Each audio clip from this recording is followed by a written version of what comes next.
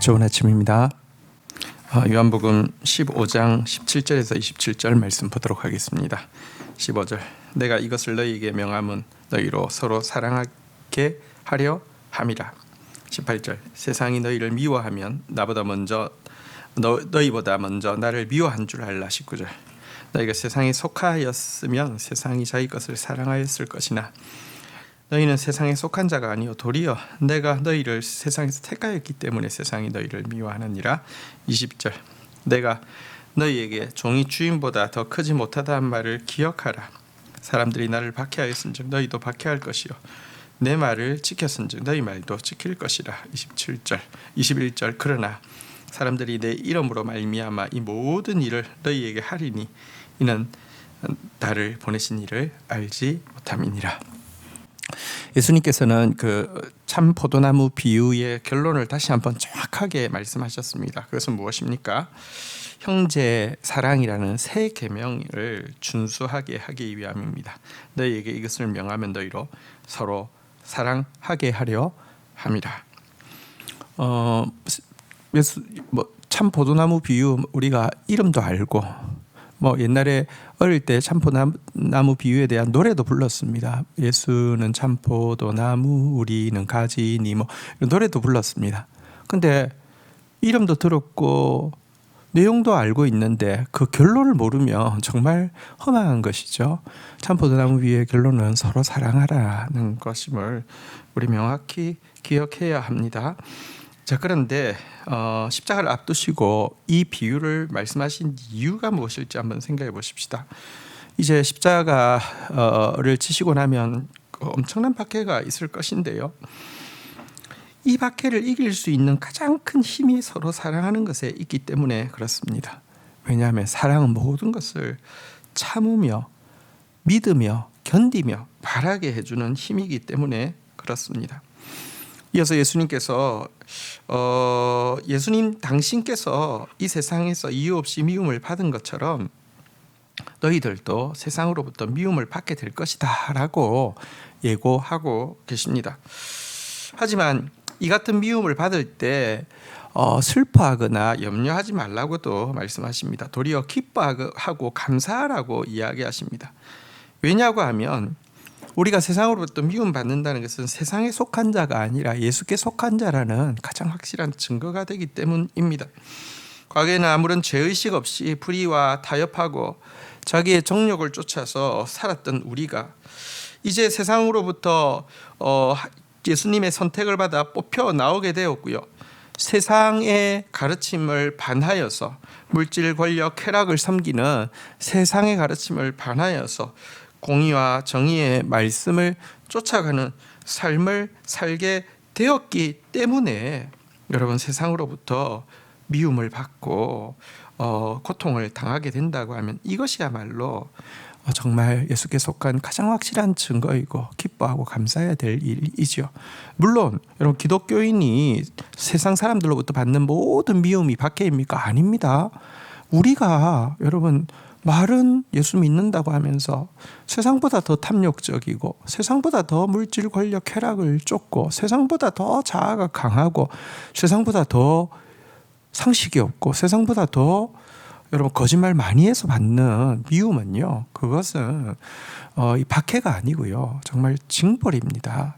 그러나 우리가 정말 바른 길 걸어가면 박해가 없습니까? 그렇지는 않습니다. 세상은요 사단에게 속해 있기 때문에 우리가 바르게 빛을 비추면요 어두움은 빛을 싫어합니다. 그래서 미워하는 것, 이것은 우리의 영광입니다. 예수님은 지금 이런 박해가 있을 것이라고 이야기하고 이런 박해를 이길 힘이 형제 사랑에 있기 때문에 형제 사랑을 강조하며 이 비유를 주고 계신 것입니다. 자, 22절입니다. 내가 와서 그들에게 말하지 아니하였더라면 죄가 없었으려니와 지금 그 죄를 핑계할 수 없느니라. 23절 나를 미워하는 자는 또 내 아버지를 미워하느니라. 24절 내가 아무도 못한 일을 그들 중에서 하지 아니하였더라면 그들에게 죄가 없었으려니와 지금은 그들이 나와 내 아버지를 보았고 또 미워하였도다. 25절 그러나 이는 그들의 율법에 기록된 바 그들이 이유 없이 나를 미워하였다 한 말을 응하게 하려 함이라. 자, 예수님은 이제 당신께서 하나님께로부터 온 구원자임을 여러 차례 말씀하셨습니다. 뿐만 아니라 말로만 할 뿐만 아니라 구약의 메시아 표적이 있는데요. 그 표적을 정확하게 보여주셨습니다. 요한복음에는 7개의 표적이 나오는데요. 이것은 정말 메시아가 이 땅에 오시면 행하실 표적이라고 명기된 표적들이고요. 이 세상에서 누구도 행하지 못한 표적들이었습니다. 이처럼 말씀으로도 하셨고 표적으로도 증거하셨음에도 불구하고 유대인들이 예수님을 미워하고 죽이기까지 하는 것, 이것은 그들이 죄인임을 정확하게 드러내는 것입니다. 이것은 그들이 빛을 싫어하는 어두움에 속한 자임을 나타내는 것입니다. 그래서 이와 같은 죄는 핑계할 수 없는 죄라고 이야기를 하고 있습니다. 하지만 여러분, 이와 같은 박해가 있고 이와 같은 미움이 있다고 해서 예수님의 사역이 중단되었습니까? 아닙니다. 이와 같은 미움에도 불구하고 십자가의 사랑으로 구원을 완성하셨고 이 십자가로 말미암아 구원의 복음이 계속 증거되어질 수 있도록 하셨습니다.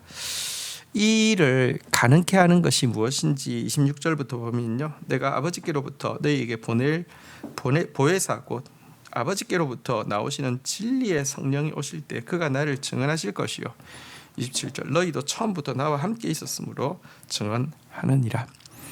예수님은 그들의 미움을 받아서 죽임 당하는 것처럼 끝나는 것처럼 보이지만 복음은 절대로 중단되어지지 않습니다. 왜 그렇습니까? 첫 번째는 진리의 성령께서 오셔서 증언하실 것이기 때문입니다.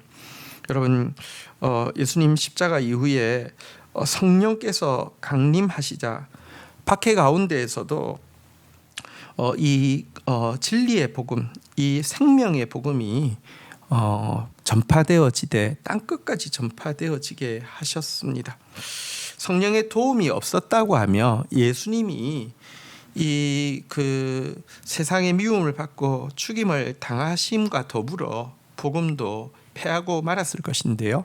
성령의 증언 가운데, 성령의 능력 가운데 이 복음은 계속 증거되어지게 됩니다. 또 한 가지는 제자들의 증거입니다.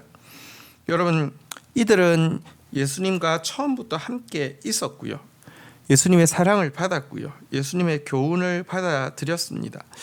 지금 당장은 정말 약해 보이고요. 또 무지해 보입니다. 말씀도 잘 깨닫지 못하고 박해 앞에서 한번 훅 불면 다 날아갈 사람들처럼 보입니다. 하지만 그 속에 심겨진 이 생명의 씨, 말씀은 절대로 죽는 것이 아닙니다. 성령이 임하자 제자들이 정말 세상이 감당할 수 없는 천국 복음의 나팔수가 되었고요. 성령 충만한 제자들의 증언을 막을 수 있는 핍박은 아무것도 없었습니다.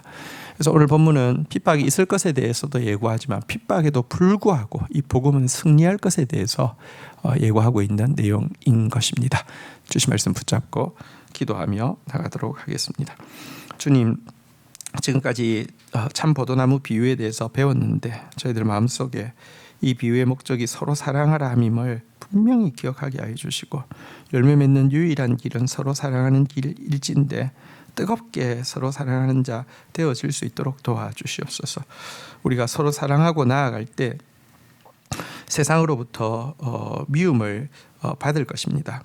그러나 이것이야말로 우리가 예수께 속하였다는 증거이기에 참 주의 계명을 지킴으로 말미암아 받는 박해에 대해서 기뻐하고 즐거워하는 자 되어지게 하여 주시옵소서.